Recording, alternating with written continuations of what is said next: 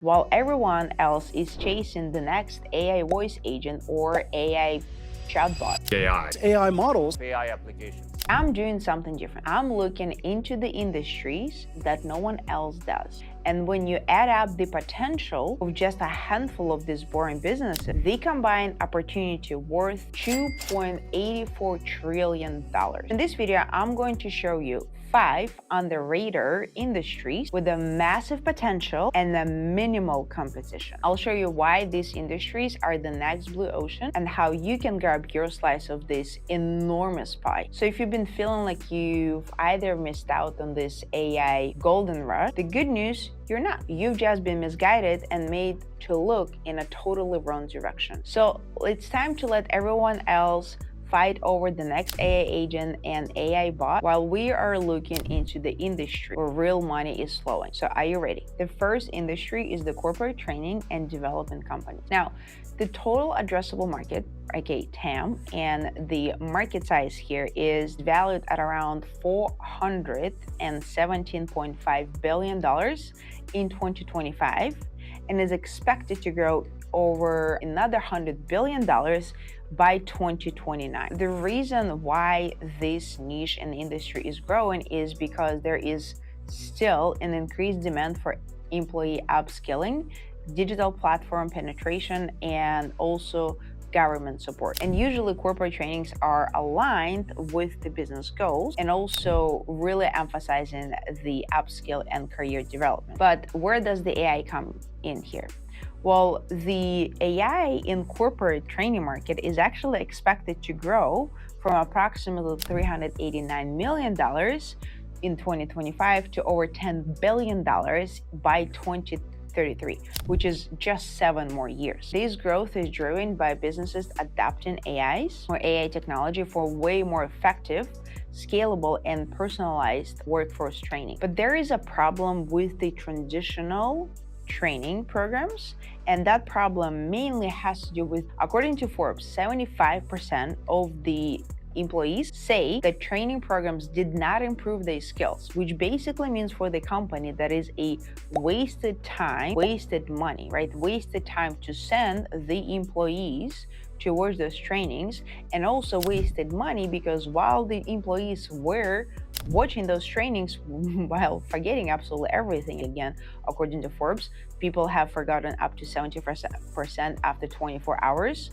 of just watching. Wasted time and wasted money. Wasted money on the training program, paying for the training program, investing in the training program. So just a wasteful all around. The obviously some other pain points would be the generic one-size-fits-all programs, which is why one of the reasons why they are easily gettable. It's really hard to measure the ROI, which is return on investment, and it also takes so much time to create a training because the HR and LD companies are still using PowerPoint and Zoom. If I were to look into this industry, into this niche, here's what I would try to create or potentially help to sell.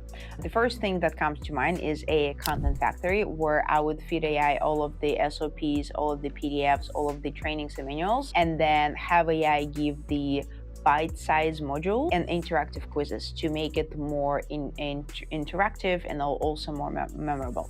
Another thing that we could do with AI is actually personalized training, which again helps to increase the engagement, and AI also can build a curriculum that is based on the job role and skill gaps and a career goal. Another thing we can use with AI is assessment and feedback, which basically AI analyzes the responses of the tests and the quizzes, and also we can provide a role play if needed. Sometimes there's the employees in sales might need that, right? And it also provides instant and detailed feedback, and so then it identifies which of the employees needs more coach and which are ready to advance and move forward. And then the last thing we can definitely do is ROI dashboard, which allows and gives execs the numbers, right? And those numbers don't have to be necessarily with the money made, but it definitely could be something like the sales closed, the errors reduced, the project completed, and so forth and so on. A lot of corporate training companies are stuck with the PowerPoint and Zoom.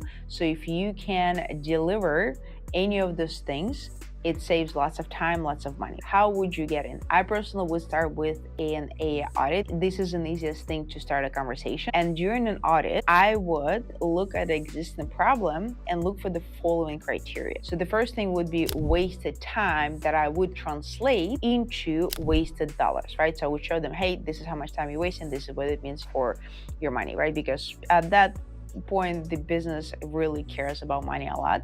Also, low engagement, which again, I would show how it affects the upleveling the skill and how that affects the revenue and the money. And then obviously any wasted financial potential. This is like music to the ears. And then from that audit, I would offer to either recreate the existing training with AI, or I would offer them to create a new one with the AI. And then from there, you can upsell to creating a dashboard, to having the upkeep, and so many other things. The second niche might come as a surprise, but actually a wedding niche. People are meeting each other, they're falling in love, they're getting married, but ultimately weddings are extremely expensive. On average, it costs between $30,000 to $32,000. I personally know people who spent or invested over $50,000 in a wedding, so weddings are extremely expensive. The global wedding services are valued at $900 billion in 2024, and it's projected that that number will go past $1 trillion in 2025. The market is growing. There are lots and lots of people falling in love. Good for them. They're getting married and they're spending a lot of money. Now, this is a very broad niche. There's a lot of things, like you can go into different directions. But if I were to go into the wedding niche, I would look at two things. The venue, which has to do with, I think venues usually take up to 40% cost of the wedding. So anyone who provides a wedding venue would go after them, and also wedding planners. Those also charge a lot of money. It is a high ticket service, so they do make a lot of money.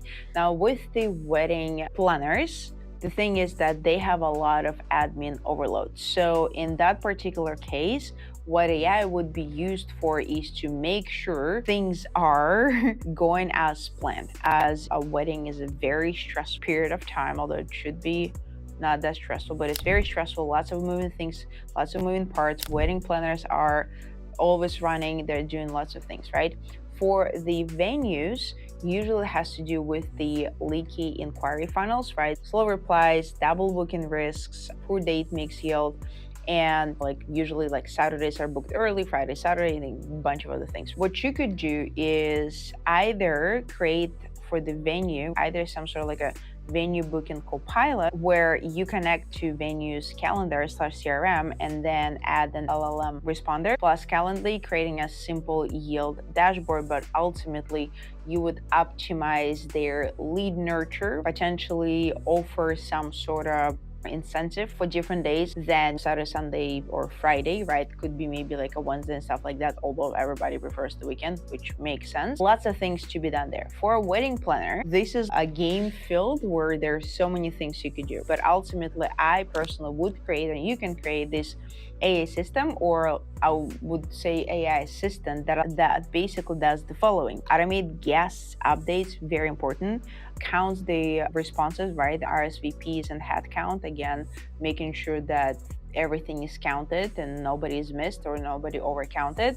The handles communication between the business and the vendors, right, and the venues and stuff like that, keeping everything in one, right? So consolidation of all of this sort of either proofs of the emails or all the documents to make sure like per wedding everything is in one place, which again saves a lot of time specifically for the wedding planners, which then correlates to making more money. Because if you save, let's say, extra 20 to 40 hours per one couple, you can get a few more, right? And so obviously there are so many days and the weekends, but ultimately you will help somebody save so much time, and they will be able to either spend more time with their family, maybe get married themselves, or they will be able to help more couples to get married and have absolutely unforgettable wedding. The niche number 3 is actually pet healthcare. I think of it as a pet health AI. The market size, it has been growing, especially after the 2020 when everybody and their mother got themselves a cat or a dog or a rabbit. And the global market size basically is reached about $66.2 billion in 2025 and is expected to grow to pretty much double the size by 2033 to 120 billion. The key factor of growth are more and more people are buying and adopting pets, especially companion animal, increase consumer spending on animal health. My mom has a cat, and even though it's not really my cat, but it's my mom's cat, and I can tell her that I am willing to pay any money in the world, it doesn't really matter, to make sure that she eats well, she's healthy, she goes to the groomer, she gets her vitamins. I'm pretty sure that I'm taking care of that cat way better than my own health. And I know a lot of pet owners will pay any money, and therefore, obviously, this market is absolutely growing. So let's look at the AI potential here. Let's look at it. It would be really good to know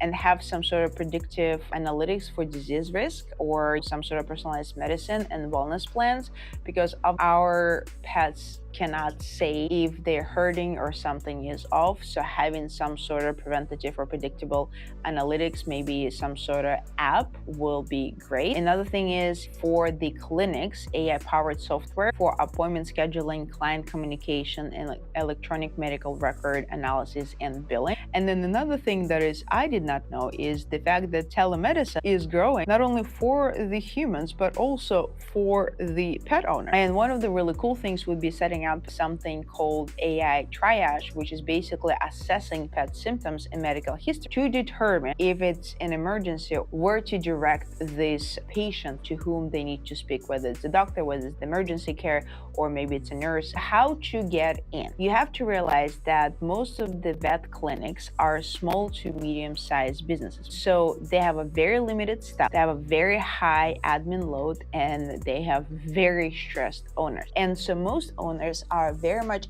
aware of their limitations, but they don't know how to use tech well, or maybe don't even have time to use tech. In this case, we're not going to be selling AI to them. What we will be selling is a solution to their problem. So a few ideas for getting your foot into the door. You could potentially talk about helping them improve their scheduling and client communication. So that would be taking care of missed appointments and no shows, any sort of AI scheduling assessment. Another thing could be triage and telemedicine. Pet parents panic, they call in, they overwhelm the staff, right? But the AI nurse chatbot actually pre-screens the symptoms to determine where to direct the patient next. And then the last thing is billing and records, which is admin automation. Clinics hate paperwork, and AI is very good with that. So why not do that? The next niche might sound as a surprise: funeral services and end-of-life planning. There are two things in life that are guaranteed: taxes and death. The TAM is massive. People are getting older, people are dying, market size is growing. In 2024, this industry was valued at $140 billion. By 2034, it's expected to grow to over 200, so $217 billion, which is basically almost 5% growth in compound annual growth. And then in US alone, according to the usfunerals.com, this industry is valued at $20.8 billion. The pain points here would be that families are overwhelmed during the grief time, right? There's lots of paperwork, obituaries, service arrangements. It's very stressful.